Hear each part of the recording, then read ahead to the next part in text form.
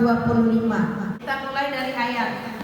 A'udzubillahi minasyaitonirrajim. Bismillahirrahmanirrahim. Quran surat An-Nisa 58. Innallaha ya'murukum an tu'addul amanati ila ahliha. Sungguh Allah menyuruhmu menyampaikan amanah kepada yang berhak menerimanya. Lanjut dulu. Ayat selanjutnya dalam penjelasan amanah ini ada dalam Quran surat Al-Ahzab ayat 72. Di sini Allah menerangkan bahwasanya yang paling bodoh di antara makhluk ciptaan Allah itu adalah manusia. Kenapa? Karena amanah ini kata Allah, sungguh kami telah menawarkan amanah kepada langit, bumi dan gunung-gunung, tetapi semuanya enggan memikul amanah itu. Kan mereka khawatir tidak akan bisa melaksanakan amanah karena amanah itu berat. Langit dikasih amanah sama Allah, nggak mau. Saya rasanya tidak sanggup ya Allah memikul amanah. Gunung dikasih amanah, tak sanggup ya Allah, amanah ini berat. Tapi kemudian siapa yang mau, maka dipikullah amanat itu oleh manusia. Sungguh manusia itu sangat zalim dan sangat bodoh. Siapa yang ngomong? Kapan amanah, kapan manusia dikatakan bodoh? Ketika dia tidak mampu menjalankan amanah. Lantas amanah itu apa sih Ustaz? Dari ayat ini Allah mengatakan bahwasanya kita ini bodoh. Kan begitu? Allah menjelaskan kepada kita bahwasanya gunung tak sanggup menyampaikan amanah. Langit tak mampu untuk menerima amanah dari Allah. Manusia menerima amanah dari Allah. Maka Allah katakan dalam ayat tersebut bahwasanya manusia itu sangat zalim dan sangat bodoh. Siapa yang bodoh itu? Yang bodoh adalah mereka yang tidak menunaikan amanah. Lalu amanah itu apa? Amanah itu titipan.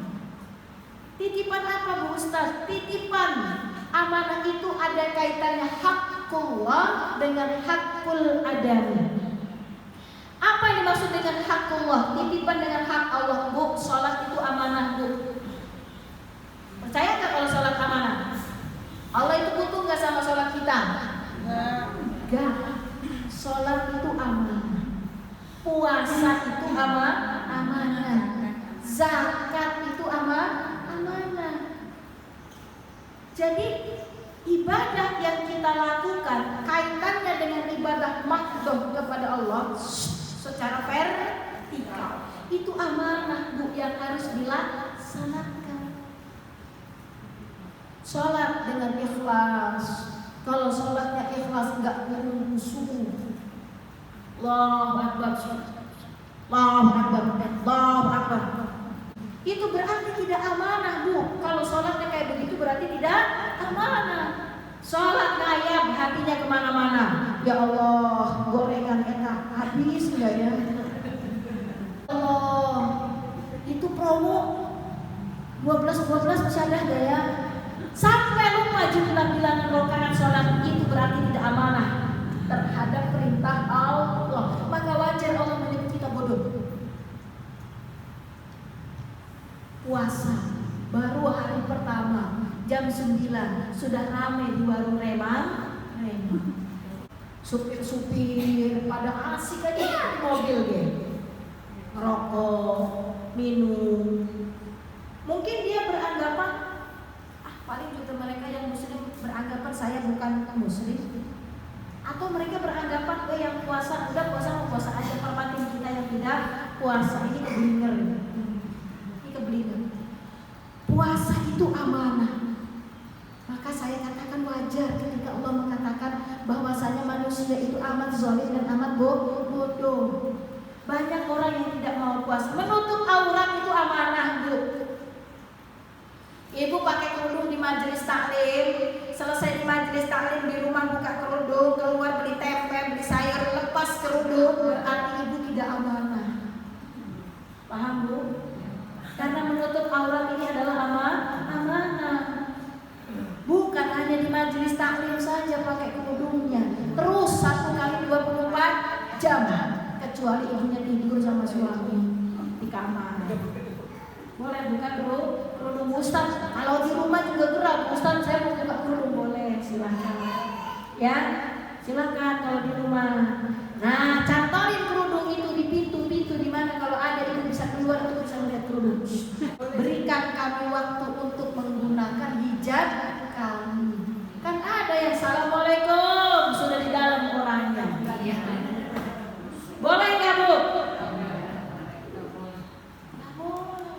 Sampai kamu meminta izin kepadanya dan mengucapkan salam kepadanya. Nah, sekarang ini banyak orang-orang yang tidak paham dengan ayat-ayat itu. Main masuk aja, assalamualaikum sudah di dalam. Dulu pernah kita bahas ini panjang kali lebar. Ya, ngintip aja dari jendela ke Kenny. Apalagi masuk rumah, salamnya sudah di dapur. Assalamualaikum, masak apa? Masya Allah. Mending kalau ibunya lagi pakai kerudung. Jika memang diperlukan pasang itu Bu, ucapkan salam sebelum masuk dan mohon tunggu. Berikan kami waktu untuk menggunakan hijab. Kalau sampai sudah seperti itu kita tempel mereka itu mama-mama paket masih nyolong aja, kita tegur dengan sopan. Masih juga seperti itu kita marahin dia. Jangan sampai seperti itu, ya. Nah, karena apa? Karena menggunakan kerudung itu adalah amanah. Sholat amanah, puasa amanah, zakat itu juga amanah. Bu, enak aja Bu Ustaz nyuruh zakat. Saya yang capek dari pagi sampai sore, dari Januari sampai Desember saya kerja. Udah kerja banyak uang saya numpuk, disuruh zakat sama Bu Ustaz. Enak aja. Bukan saya yang nyuruh zakat.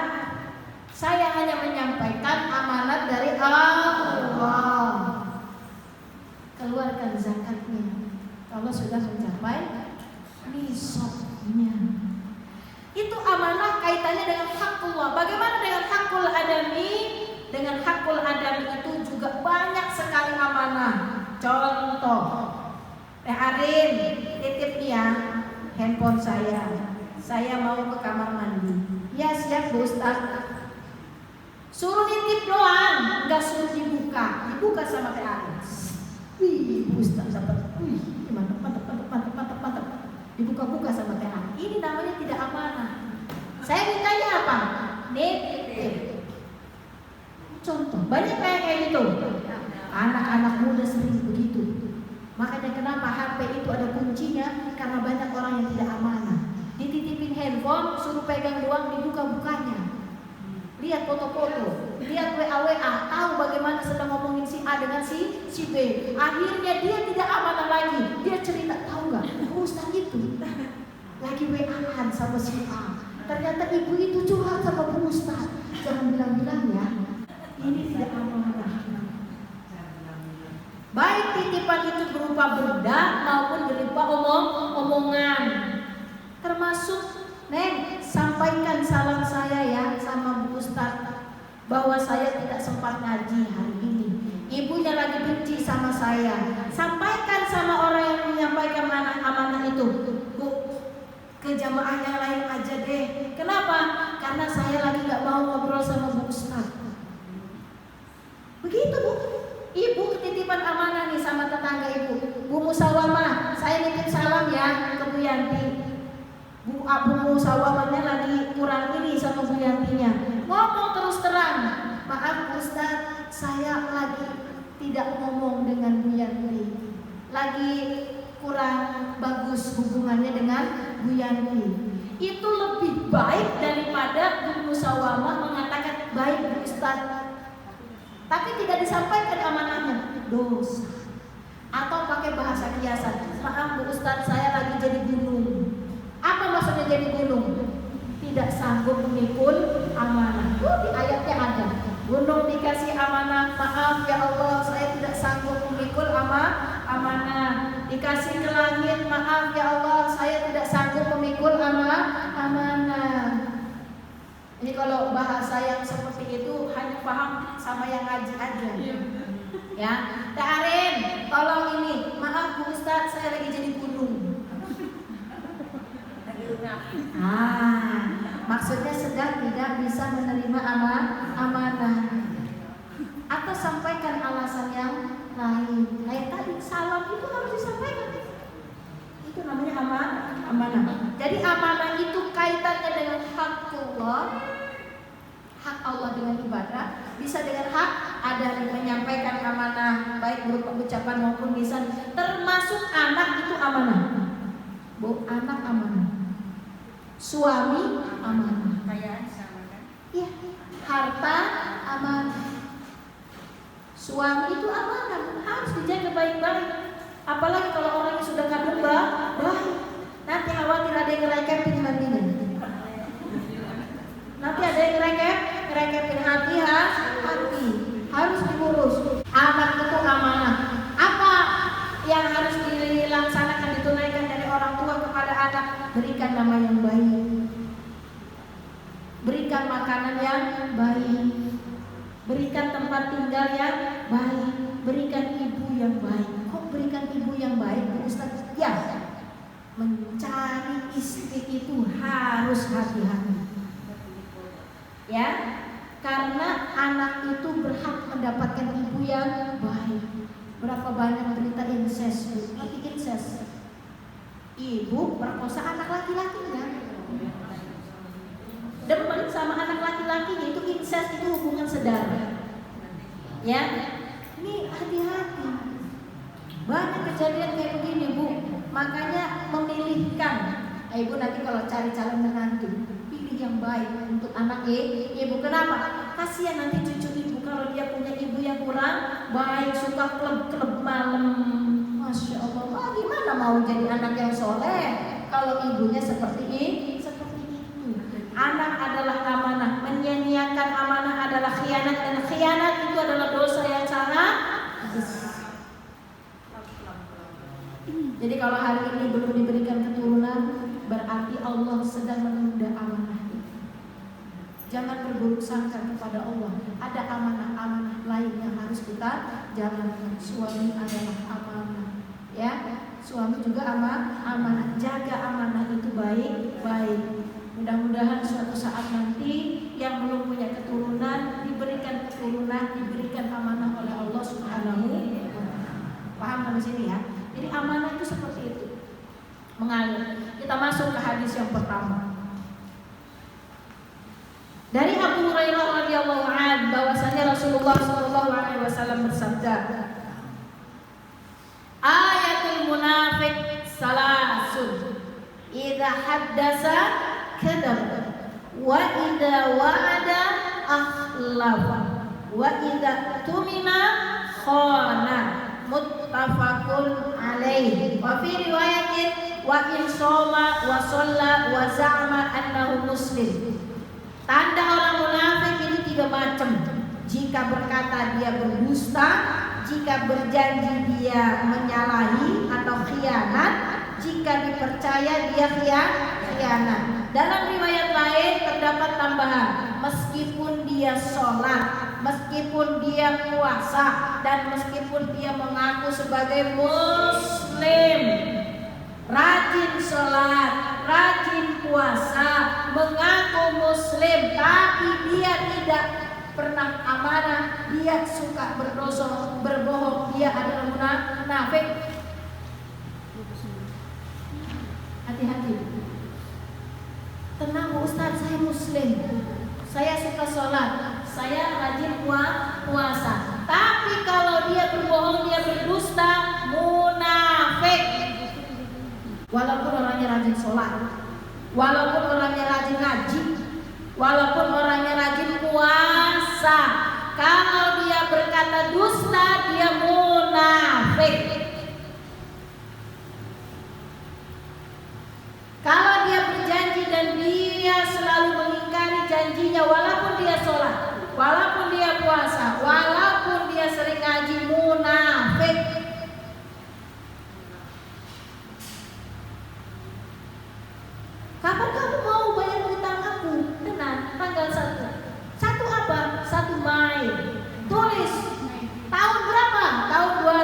2022. Kalau tidak ditulis tahunnya nanti maybe yes, maybe no. Ayat yang paling panjang dalam Al-Quran itu surat Al-Baqarah di ayat terakhir. Tentang apa? Bukan tentang sholat, bukan tentang zakat, bukan tentang haji, bukan, tapi tentang utang. Suruh dicatat. Kapan kamu mau bayar? Siap. Tiap tanggal 1 bulan Mei tahun 2022. Tagih. Assalamualaikum, tanggal 1 Mei 2022. Bayar utangmu. Maaf, saya habis kena musibah. Anak saya dirawat di rumah sakit, uang itu terpakai. Maka berikan keringanan. Ya, berikan keringanan. Terus kapan? 2 bulan lagi. Baik. 2 bulan lagi, tulis. Datang.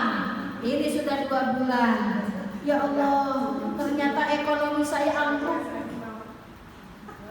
Ya, ternyata ekonomi saya ambruk. Usaha saya tidak jalan. Mohon diikhlaskan. Ya, saya ikhlaskan. Kalau 100.000, kalau 100 juta. Contoh. Dia kalau berjanji dia khianat. Ini ciri-ciri orang munafik. Walaupun dia rajin sholat, walaupun dia rajin puasa. Siapa yang ngomong? Baginda Rasul. Hadisnya ada nih di bab 25, hadis nomor 1 dari 201, diriwayatkan oleh Abu Hurairah. Ternyata sholat kita, puasa kita, ya itu tidak menjamin bahwa kita ini tidak terlepas dari sifat nifaq kalau munafik. Jadi ciri-ciri orang munafik itu adalah kalau ngomong dia dusta, bohong, atau dilebihkan. Saya cuma ngomong, ada salam ya dari Ibu A. Udah gitu doang. Ditambahin katanya. Ini namanya A. Nggak boleh ditambah-tambahin. A ya A, B ya B. Kalau berkata dia berdusta, kalau berjanji dia mengingkari, menyalahi. Kalau janji dia ingkar. Kamu kemarin sudah berjanji tanggal 1. Iya, tapi mundur lagi. Iya, mundur lagi. Ternyata niatnya nggak bayar. Ini berarti munafik. Yang ketiga, apabila dia dipercaya maka dia khianat. Bu Asril, saya mau curhat. Apa Bu Ustaz? Saya itu kalau ngaji di Bubur Indah ada ibu-ibu yang menurut saya itu anu.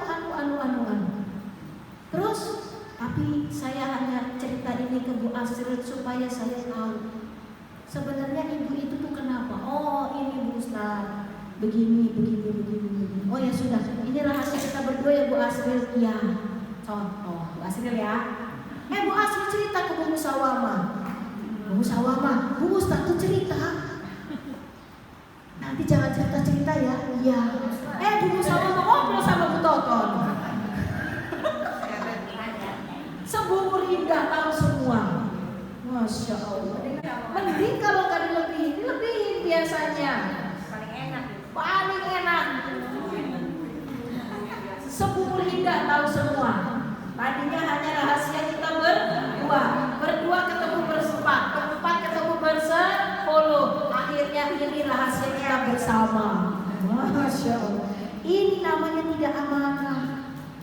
Wa idza tumina kalau dipercaya dia khianat. Ustaz, nih saya nitip. Contoh, kemarin kan ibu banyak nitip sama saya kan. Ustaz, saya nitip buat rumah Quran. Ya, saya bikin bandel. Itu berarti tidak aman. Kalau dititipkan sesuatu, gunakan sesuai peruntukannya. Tidak boleh diganggu, tidak boleh dibelok-belokin. Paham? Apa sih makna atau pelajaran yang kita petik dari hadis ini? Yang pertama, baginda Rasul sedang memperingatkan kita dari sifat-sifat tercela. Ternyata sholat kita, puasa kita, zakat kita, haji kita, hajinya kita, kalau kita ternyata melakukan 3 perkara ini, berarti kita ini terkategori orang yang munafik. Mudah-mudahan kita tidak termasuk. Amin. Ya. Pelajaran yang kedua adalah menghindari. Supaya kita menghindari. Ketika baginda Rasul itu menjelaskan kepada kita tentang 3 ciri orang munafik, berarti ada pesan baginda Rasul di sana. Apa pesannya? Hindari sifat-sifat orang munafik itu. Ibu cek dalam Al-Quran. Dalam Quran surat Al-Baqarah, yang paling banyak dijelaskan ciri-ciri itu bukan ciri-ciri orang mukmin, bukan ciri-ciri orang kafir. Cek ayatnya. Tapi yang paling panjang masih di depan, masih di ayat-ayat depan. Yang paling panjang dalam Al-Quran surat Al-Baqarah, yang paling panjang itu adalah menjelaskan ciri-ciri orang munafik. Kalau mereka sudah berkata beriman, mereka berkata amanna billah, kami beriman kepada Allah.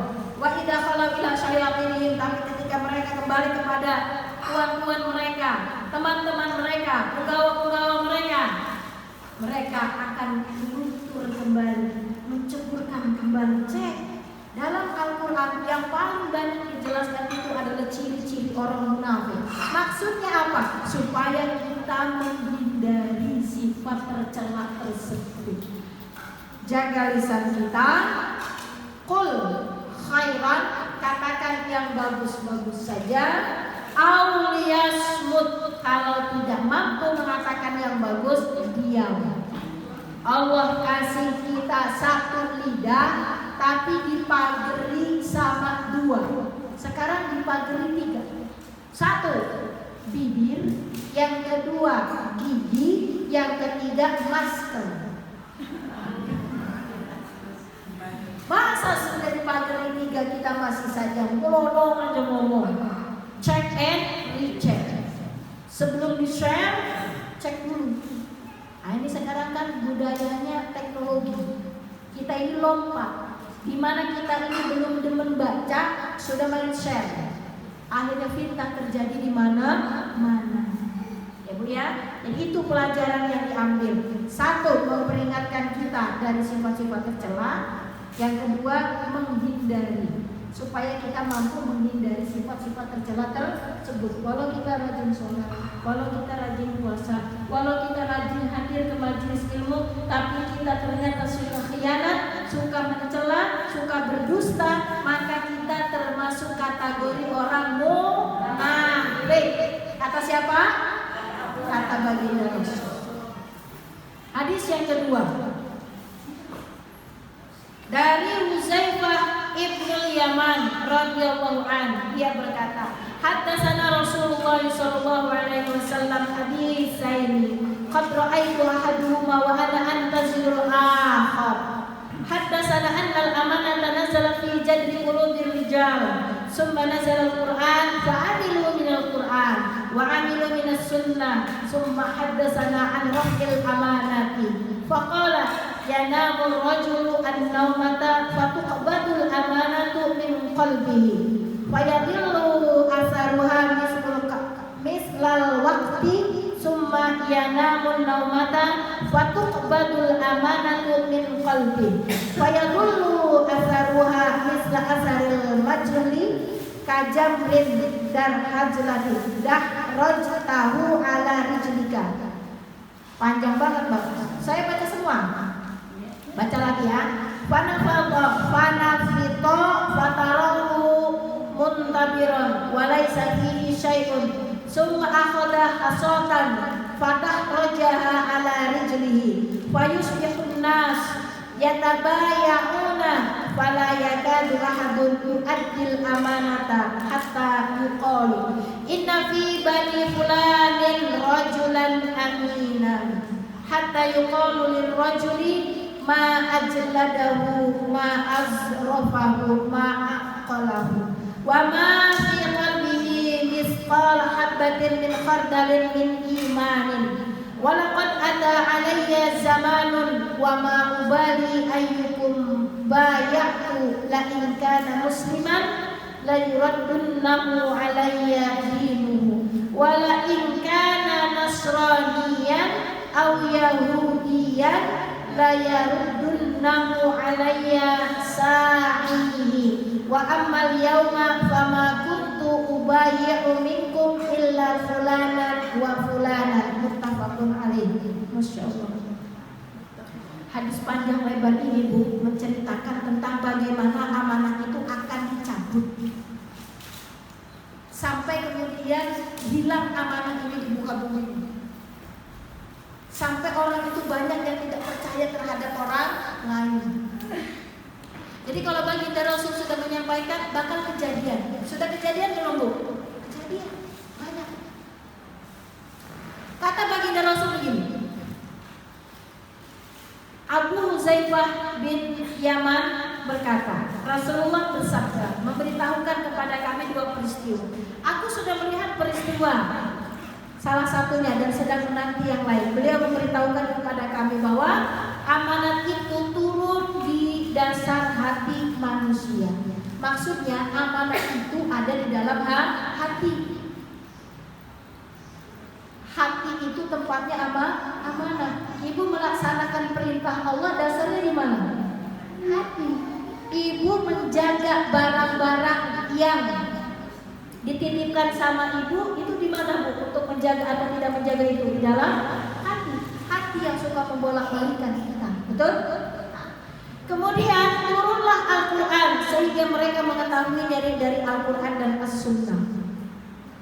Ibu tahu tentang amanah dari mana? Dari Al-Quran. Ibu tahu amanah dari mana? Dari hadis. Al-Qurannya mana tadi? Quran surat An-Nisa ayat 58, Quran surat Al-Ahzab ayat 72.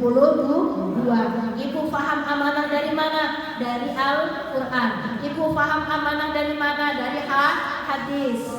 Dan letak amanah itu ada di dalam hati. Itu maknanya. Selanjutnya beliau memberitahukan kepada kami tentang lenyapnya amanah itu.